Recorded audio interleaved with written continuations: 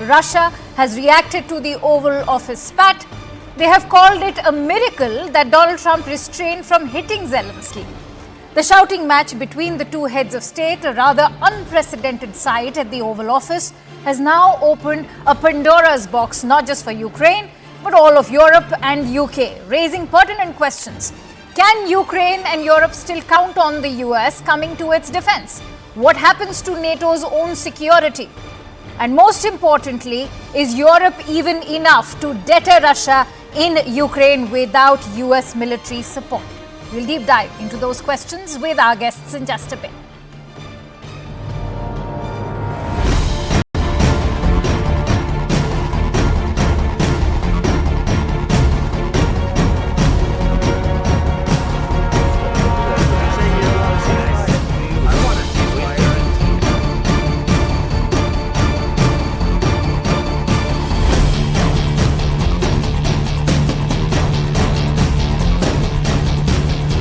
You're gambling with World War III.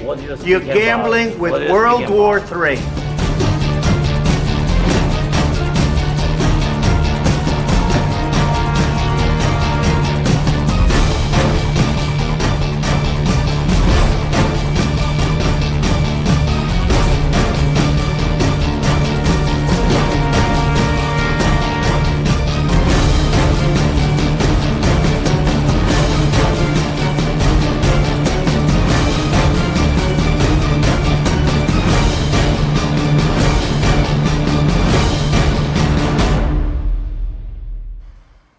Let me introduce my guests today. I'm joined in by Vlada Galan, who's the president and chairperson of the Board of International Ukrainian Crisis Fund and an election expert.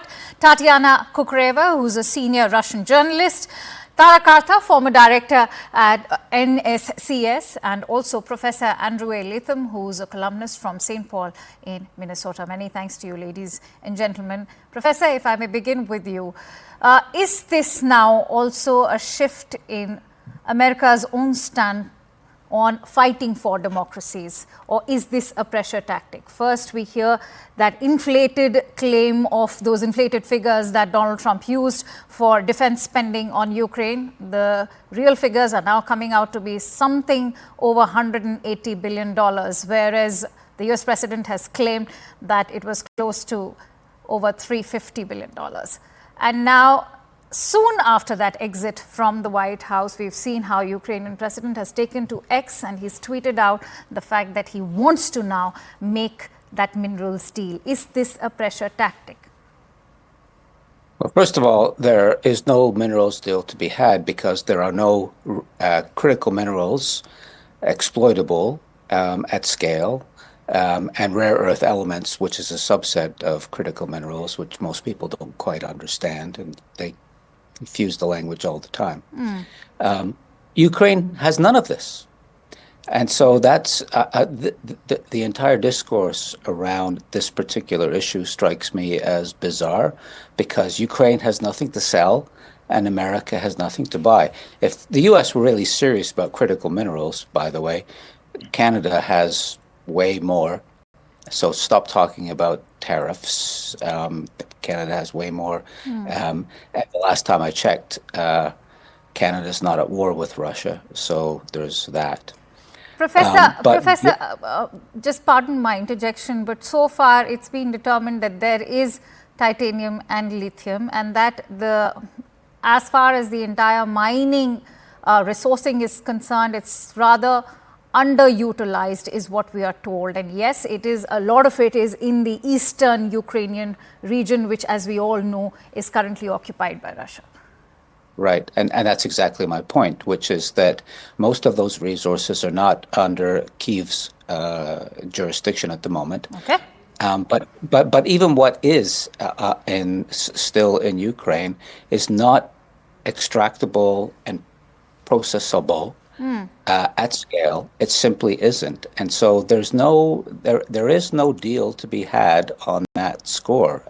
It just strikes me as theatrics on the part of both the US and Ukraine.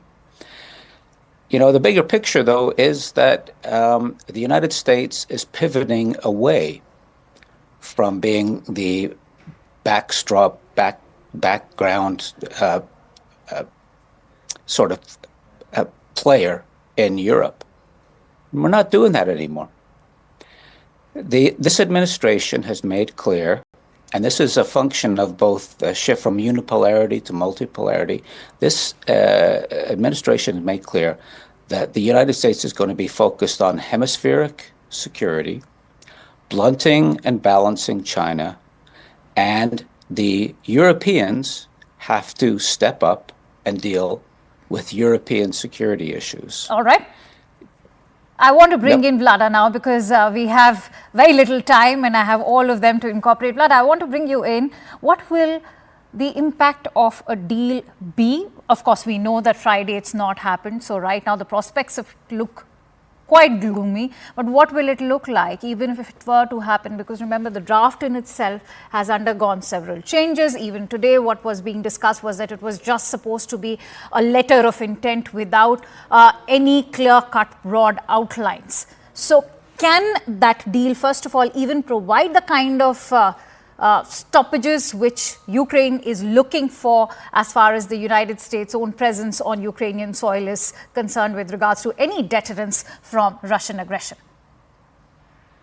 It's very clear that the Trump administration had a real desire to try to bring both sides to the table. That's one thing that's very clear. It's very unfortunate that yesterday, for people like me that are Ukrainian, my father is in Odessa, I'm in Ukraine. Every single month I have a home in Kiev. I have a crisis fund providing aid to the front lines. It was devastating for us to watch the breakdown yesterday. The reality is that while we all agree that Putin is a problem, he is the aggressor. This is not a question the entire world agrees on it. That is not the type of rhetoric that is going to get us to bring Putin to sit down at the table and bring a deal. Zelensky came yesterday really wanting to hear those things from Donald Trump. The deal is currently not on the table. All of the White House sources that I deal with have said that the deal is currently not on the table. Does that mean the deal is off the table permanently? No, I don't believe that. Okay. I believe that a deal will come back on the table, but it is going to have to take a different approach from Zelensky. This is not the time Ukrainians want to see a deal. We're getting tired of the war. We are all exhausted and lethargic. And how many more of our friends and family members can die on the front lines? We can't take this any longer. And this is going to take President Zelensky coming back to the White House and understanding that it's not going to be a time for criticism or an education lesson on diplomacy, but more of a time to listen and come to the table and to see what the other side has to say. Thank you for calling a spade, and that's why I want to ask you, what is your view when one of the Ukrainian MPs, whom himself is imprisoned right now, and I'm talking about MP Dubinsky, he's called for impeachment of the Ukrainian president, and he says that primarily it is because Zelensky has led to a failure of foreign policy. This is a miscalculation on the Ukrainian government's part. They're used to having the cushion to fall back on Europe, and we are grateful for Europe. Every Ukrainian is grateful for the support of Europe and for the support of the United States. However, that support is not going to last forever. Europe's budgets for defense are not there to sustain this in the long run. The United States, Europe needs United States in this game. And if we are going to get to a place where we can bring peace, it is going to have to be a place where we learn how to play ball with Donald Trump. And that is Donald Trump's game. He's the man, the art of the deal. You're dealing with a former KGB agent and a New York businessman who had to deal with the tough labor unions. Both of them know how to drive a deal, and it's good. We're going to see this play out. Who's going to win to drive the best deal? Trump's mineral deal, in my opinion, was going to be incredibly beneficial to the Ukrainians, especially for the simple fact that it is in the regions where Ukrainians currently don't have access. Those are occupied regions. That means that the United States now has interest and would have interest if this deal had gone through in very strategic regions where technically they don't have access. That tells me that this is a possible pathway of us even discussing getting some territories. So the fact that nobody's seeing this or seeing this side of it, I think is incredibly unfortunate. I think that what a lot of Ukrainians expect is a cushion that to surround us like Europe. But unfortunately, as much as I don't want to say this, Europe has not brought a deal to the table for 3 years. They are not paying for it with their lives. We are paying for it with our lives. I want to go to Tatiana, but before I do that, Professor, I want to quickly bring you in. I give you 30 seconds to respond to a very significant not points made over there by Vlada. How do you respond? Do you think that Europe and Ukraine can afford to fight this war without the United States? Well, obviously can't. I just would agree wholeheartedly with my colleague who just laid out a very compelling case. Ukraine can't. This is somebody who's witnessing it firsthand. You and I can ruminate about it, but this is somebody who's witnessing it. Right? Well, yeah, although I like to think that I have a 30,000-foot perspective on this, and so I'm not actually. I don't have anything in the game. I'm actually able Neither to look does at she. this. Let's not confuse the victims and the aggressors in this war. Oh no! I didn't mean to suggest that. I meant to suggest that I'm approaching this as a scholar, not as a participant in this. But I agree with all that was just said. You know, we know who pulled the trigger, Putin. But I think we also need to recognize who put the powder in the, who put the bullets there. The United States is totally complicit in the outbreak of this war. The Zelensky regime, the post-Maidan government, is complicit in this. You know what? If you want to poke the bear, if you really want to poke the bear over and over and over again, and you expect the bear not to respond, talking about joining the EU, which, by the way, Putin has now actually sort of accepted but NATO membership. If you really, really, really wanted to antagonize the Russians against the backdrop of NATO expansion over 30 years, All right. Why is anybody surprised that this war broke out? I really don't get that. And so going forward, how do we deal with this? You know, I think a Ukraine which is not Western oriented, but actually really super able to defend itself. It's as simple as that. Donald Trump reminded the Ukrainian president today that, Kiev would have been captured by Russia had it not been for U.S. military funding. And that is what Putin had actually sworn to do. He couldn't. Why? Because there was U.S. funding, there was U.S. intel involved, there was U.S. surveillance capability, their air surveillance capabilities, which I'm sure even EU can't manage without. Tatiana, on that note, the biggest fear is, will Russia even abide by a peace deal if it were to happen today? Secondly, what happens to the 20% of the Ukrainian territory under Russian control? Will Putin be willing to even swap it for the territory that's being controlled by Ukraine at the moment? Well, Akanksha, first and foremost, let me ask you one question. When did President Putin swear to occupy Kiev? I don't remember that. In February of 2022, when he announced what he called a military occupation, is when he talked about capturing Kiev in a matter of days. And that was part of the discussion today. Please hear the discussion. The entire spat, both of them have talked about it. Stick to the facts. I would expect more from a fellow journalist. He said he could. He said he could. It doesn't mean that he wants to. So are you saying that he couldn't?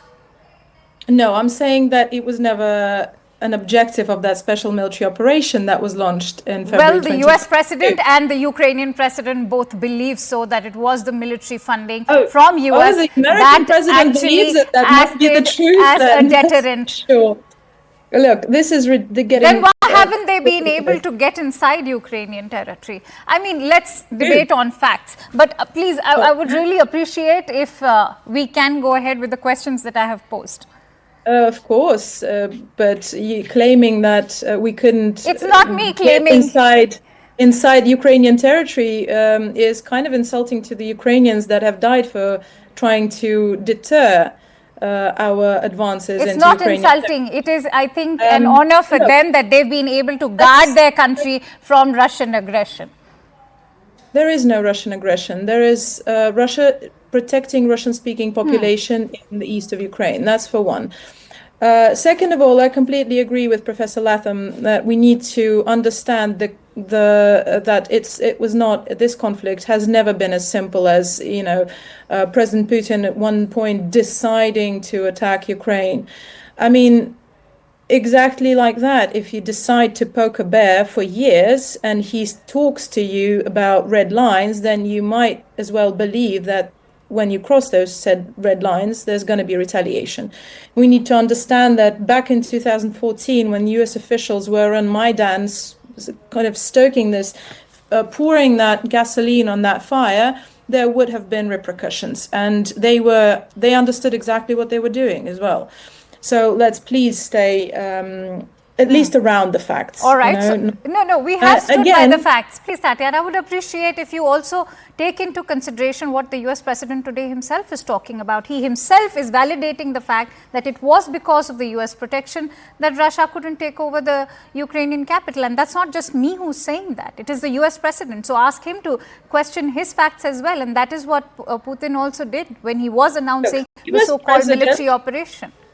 The U.S. president, the Russian president. We can go round and round over here, but let me quickly bring in Tara. Let me bring in Tara. I'm sorry if you didn't answer my question earlier. Let me not take that time away from Tara. I did. Tatiana, I'm sorry if you are not willing to participate with the due sort of civil conduct that should be followed. Please be professional, at least. Let's be professional over here. Let's also let the other panelists speak. Tara, I'm sorry that you had to wait, but thank you for being so patient. I just want to ask you now, with not just Latin American nations, we are seeing how EU is also looking towards India. Countries are now diversifying their needs. They're not looking towards the United States. How do you see this regrouping, this realignment of the new global order? I think it's a bit early to say that because, right now when we look at, let's come back to Ukraine, if you're looking at solutions going forward, do you see the Europe providing troops to protect Ukraine? No. Do you see Europe providing funds to give it to Ukraine? No. They will give some, but they will still want the US, right? These are the realities. So you're not going to be able to change that much. The US is still the top dog. And I think what you said very correctly, Trump said very clearly, this war was created deliberately. It should never have happened because Russia would never agree to Ukraine being part of NATO. And he says that any number of times. And that is factually correct. In 1990, Russia was given what I'm quoting, ironclad guarantees that NATO would not go beyond Germany, then Germany. After that, it added another 11 countries. All that happened. None of this justifies what Russia did, but these are the facts on the ground, right? I mean, and Trump is saying it like it is because he's that kind. He's looking at it like a deal. Look, this can't happen. Number two, what Professor Latham said is absolutely right. The mining, the geological survey from Ukraine, it's a Ukrainian geological survey, which says there are all these trillions of dollars of God knows what all there is. Very little of it is exploitable. And I find it very interesting that the Ukrainian survey says all of it is lying in Russian territory. All the areas which has been taken by Russia. And in fact, the one that is still lying in Ukraine, they're saying is underutilized, and perhaps the United States could have looked at, if not exploiting, utilizing them better. But Tatiana, now that Tara's made that point, I'd like you to please go ahead and tell me what could be the possible scenarios under which perhaps President Putin could consider that peace deal. I think that has not changed for basically 3 years now. And President Putin and our foreign minister have made it abundantly clear that, and it just makes, basically human sense, it's common sense that Ukraine has to give up the territories. I think that what happened yesterday is actually very, very nice development in terms of, if Ukraine can't negotiate those minerals, well, Russia certainly can. Those mines, there are mines, lithium mines, and they are in the territory that back in 2022 asked to join Russia. First and foremost, as a person who grew up in Crimea, this is very personal to me as well. I think that the first thing that Ukraine has to get in terms with and give up is any claims to that. Any claims to the peninsula cannot be negotiable. That's really ridiculous.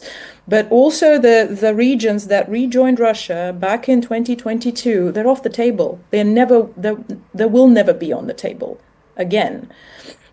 That has been made abundantly clear times and times again. And the fact that nobody listens when those people talk, that is kind of astonishing to me. They're very direct.